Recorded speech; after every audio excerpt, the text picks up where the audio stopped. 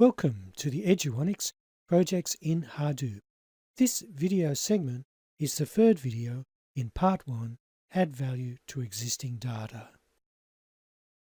Now we're going to extend our Mapreduce code so we output the duplicate values from the Mapreduce phase. So we start off by renaming our entry point class for the Mapreduce code to this name, Entity Analysis MR Job.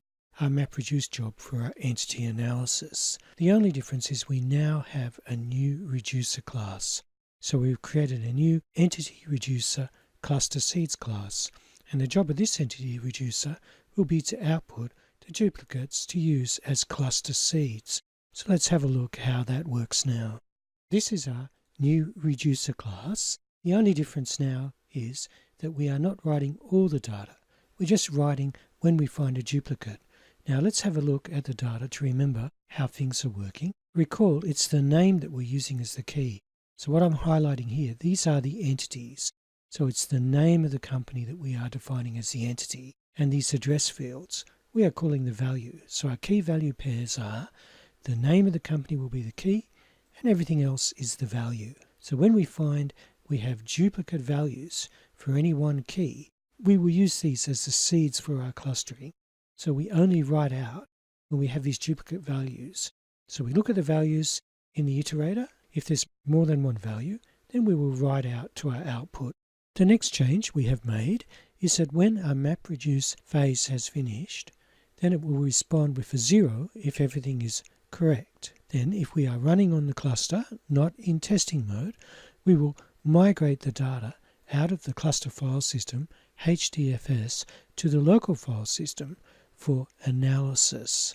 So if we look at how that works now, we create some paths, and here's our map data output path, and then we use our file system object, which we've created to copy to the local file system the data that we've Mapreduced out to the output where we want to find it. So then when we have our analysis code, we will run it off this mapped reduced output data. Now we have some static final constant variables, which we'll just quickly explain. So firstly, if we're running on the cluster, we set this to be true, so we can have correct paths for the cluster, as opposed to just testing in the local file system. Then, in the output data, we have these flags for defining when a block of data is the start of a cluster, and when we're at the end of that cluster block. And it's best to see in the output how they work. Then we have paths for our raw data input and data output paths. Before we demonstrate the new Mapreduce code and its output, we just need to understand how we will build for the different functions of the code. So now we have a Mapreduce function, but we will also have data analysis function.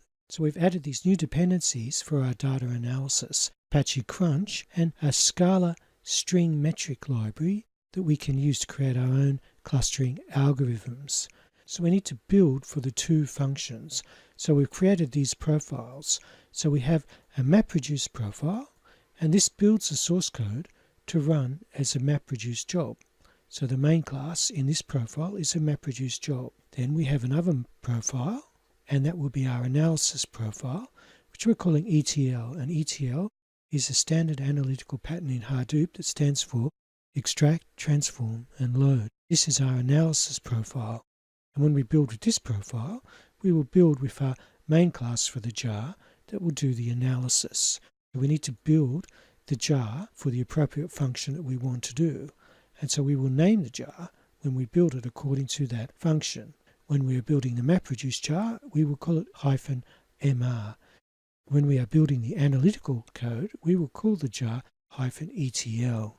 So we have two separate build profiles, one for our Mapreduce code, Mapreduce, and we have another profile for our analysis code, and that profile is called ETL. Let's run the code locally for testing. Now we will run our Mapreduce job as the main class, and we will understand the relationship of these static final variables here. So firstly, because we're running locally, we set run on cluster to be false. And so now we'll just run the class and have a look at the data so we can better understand these variables. So it's running now, and you can see it ran really quickly. Now, the output, when we are running locally on the local file system, we output the Mapreduce data to output. So here's output here. So let's have a look what this data looks like, make it a bit better. Now here we can see we have a start cluster flag and the end cluster flag. So have a look at the data, what the data looks like. So we open it up. Now we have key value pairs. So our key is going to be the name of a company, which is the name of our entity, and the value is everything else that's not the key. So if we look at the Mapreduce output, we could see that we had these duplicate keys. So we had more than one value for this key. So we're calling that a duplicate, and we're also calling that our cluster. That's what we're running the Mapreduce for. We want to find these in all the raw data. So we need to know when it's a start of one of these clusters and when it's an end.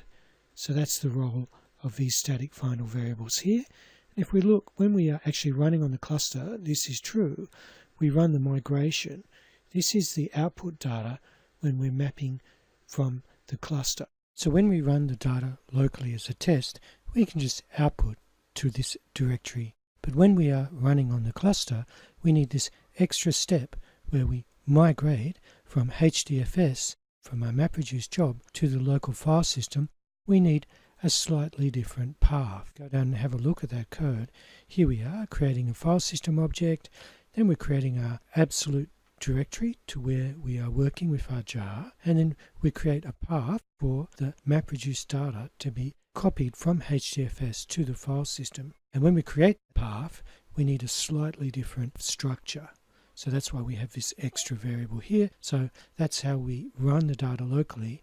And when we run it on the cluster, we need to be aware that we have that extra step where we migrate the data out of HDFS into the local file system of the node we're working on in the cluster. So we need this slightly different path for that to work. Also, we have the fact that we are no longer appending the timestamp. So we need to make sure in our output directory in HDFS that we don't have this directory existing when we run the Mapreduce job. We need to delete it first. And the same for when we map the data from HDFS to a local file system. We need to make sure we have deleted all the artifacts that we are copying into from HDFS. They must not exist in the local file system or we'll get a runtime error. So let's look at how we can now build the Mapreduce jar. So from a command line in the same directory as the pom.xml file, or the top level directory of the project, we just issue the following commands in a terminal. mvn, which is the Maven command, space clean, space package, space hyphen capital P, and the name of the profile Mapreduce. So that hyphen capital P Mapreduce tells Maven to build the code with the Mapreduce profile. So let's try that now. It's making the Uber jar with the main class as our Mapreduce job. So if we go now, we will see it's made the ubu-mr jar. And we look at the profile. The ant run plugin has created the jar with the -mr extension. So we know that this is our Mapreduce jar. What we'll do now is we'll just quickly copy this to the cluster and run it in Hadoop and look at its output from Hadoop. So now let's go through the steps to run our freshly built jar on the Hortonworks virtual machine. With the Hortonworks virtual machine running with an SSH terminal, and the password is Hadoop, if possible an SSH file browser, we go to the jar, copy the jar into the root directory of the virtual machine. And we need to make sure that we don't have any old directories that might clash with Hadoop. So delete any output directories from previous job runs. So in the terminal, we log in as HDFS user. Then we need to check inside the HDFS root directory that we don't have an output directory. Because if we do, we'll get a runtime exception. And so there's an output directory there. We're not appending a timestamp to it anymore, so we need to delete it. Because Hadoop won't write to a directory if there's a previous directory there with the same name. So we delete it with this command, -rm, -R, -f, that's a recursive delete. Let's check that all we have in the root directory, when we ls the HDFS root directory, that only the data file is there, the 10,000 line data file is there. So now we run the job by running the jar, Hadoop jar, and the name of the jar, -mr. So we run this job, And while the job runs, we will pause the video briefly at different points while the job runs.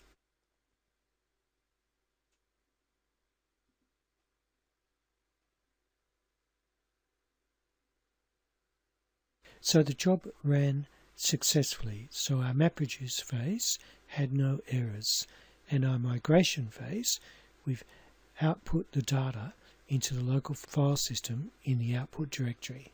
So let's check the output data now. So we need to refresh the file browser. We can see we have an output directory, and inside our output directory we have our Mapreduce data, which we open up, and we can see this is the same as when we tested locally. We have the key, so let's have a look where we have a few duplicates. This key had many values. So in our output data, this key had 3 values. Here they are here. So we're calling this a cluster. So this is our start cluster flag, this is our end cluster flag. So when we move on now to write our analysis code, where we will go through and do a further cluster iteration on this data based on the address field.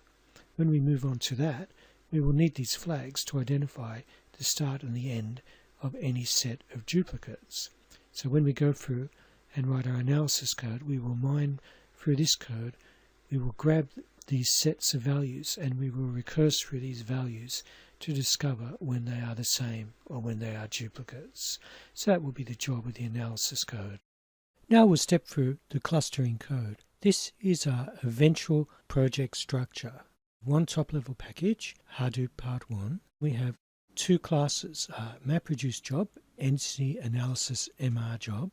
Then we have a main class that runs our clustering flow. The main class drives entity analysis ETL, where ETL stands for extract, transform and load, which is a standard Hadoop analysis pattern. Then the entity struct and the duplicate struct just support the cluster flow, but the ETL class, the entity analysis class, is the core logic for the clustering code. Let's just briefly discuss what we mean when we use the term clustering. For the algorithm we will develop, we are talking about hierarchical clustering, and this is a link on Wikipedia where you can read for yourself.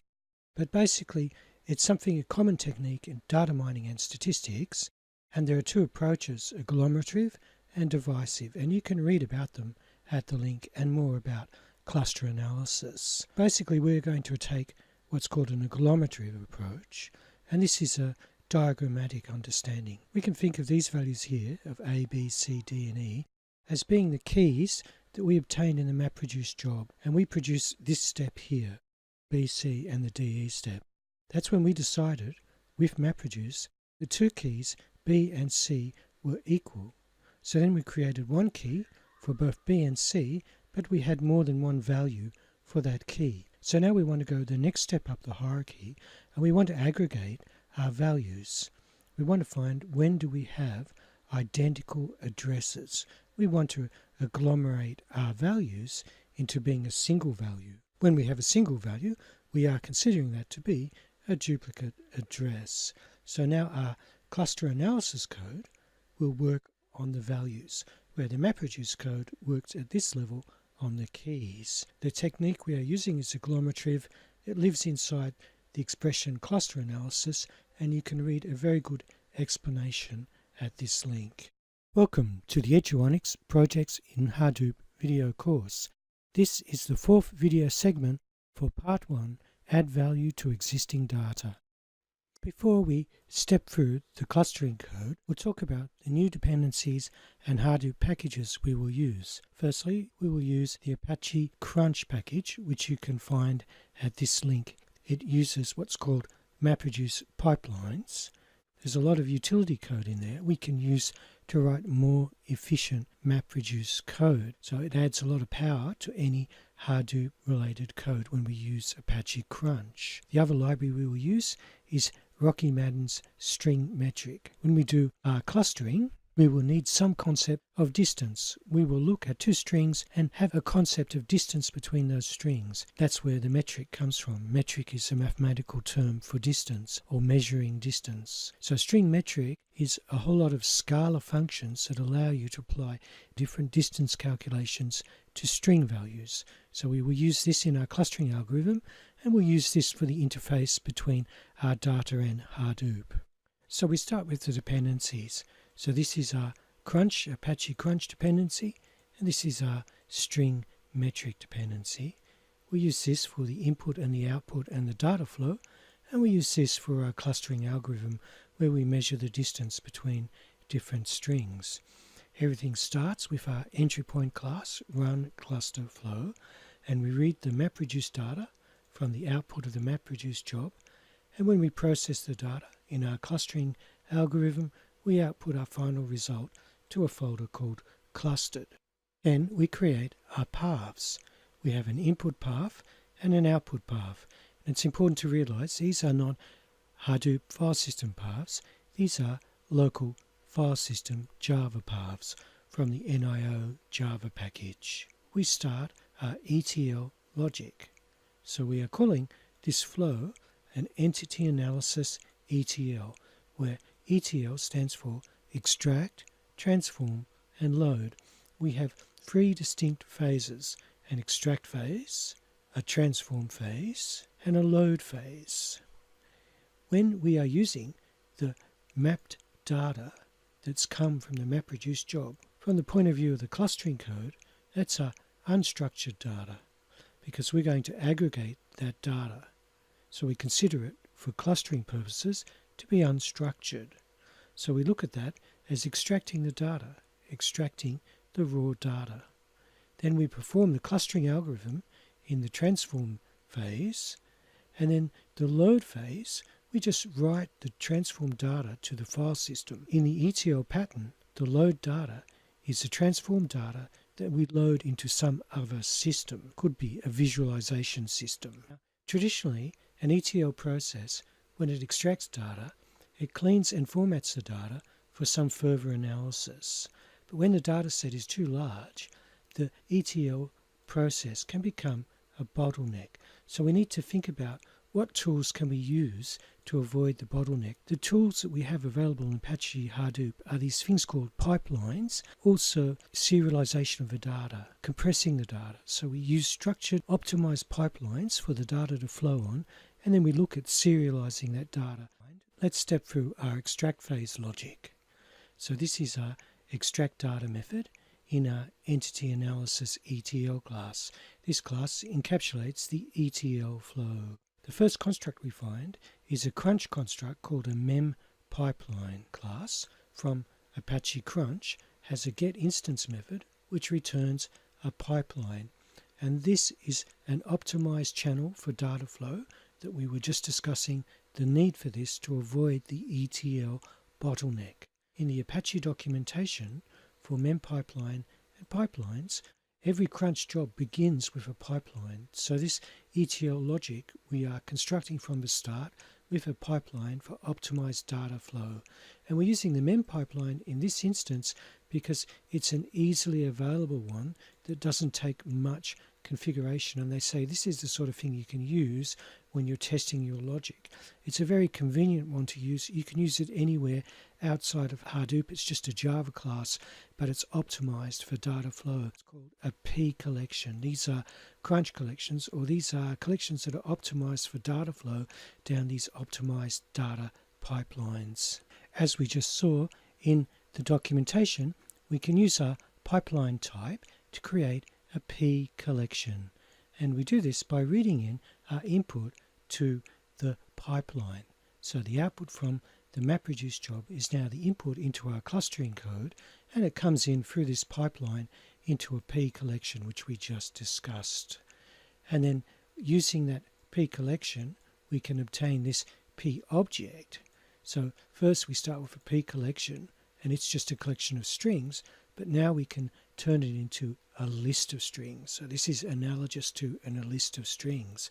And the reason we want this type is because it will give us an iterator. And with that iterator, we can now go through our data and start to parse our data. So we create our types for dealing with our data, and we create these flags for knowing when we have the start and the end of a list of possible duplicates. And then using some typical parsing code, we pass through that code and we create for each line an object which we are calling an entity struct, an entity type that's a bit more lightweight than a Java bean. It's much more like a standard C struct type. So each line of our input is going to be now stored in this entity struct. So we'll look at our entity struct now. One domain that's very close to clustering is NLP, or Natural Language Processing, and one domain inside NLP is called Entity Extraction. So this entity struct, we could use it for entity extraction as well as clustering, and it's a structure to contain information about an entity, and the entity will be the name of the actual commercial business that we're looking at. In this case, banks. It will be the name of the bank, and the entity ID will actually be the key value that is the name. Then we have these other structs. We have a distance struct and a duplicate struct. This one holds information about distance, so the duplicate struct will hold information about the entity's duplicate values. Each entity will have a set of distances to other entities, and we store them here. And we're only considering entities that exist inside the same key value pair set. So the extract data creates a mem pipeline, creates an optimized flow where we obtain a list of these entity structs that will eventually have the distance information for each key and set of value data. And that's returned to our main clustering flow logic. The next step is to actually do the clustering. So when we transform the data, we obtain the clusters. We've obtained our list of entities, and now these entities have a distance struct. Now recall, an entity is a key, a unique key, and a set of values. It could have 1, 2, 3, or 4 values. So it could have a set of distance structs. So let's look at the clustering. We get these distance structs. And once we have those 4 distance structs, we're going to look at them as distances.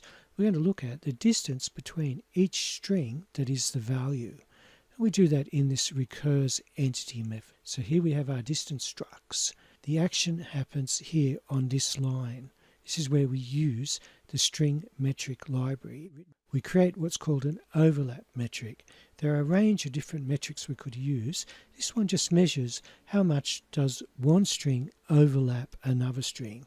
And if the overlap value is 1, that means they are identical. So we obtain that distance, d, and that will be our distance that we store in our distance struct. If d is equal to 1, we then add that child entity to the duplicate struct list in the distance struct. So this is simple clustering code, but it soon becomes very algorithmic and very intense. And we're not so much concentrating on the theory now, looking at the practical application of the code.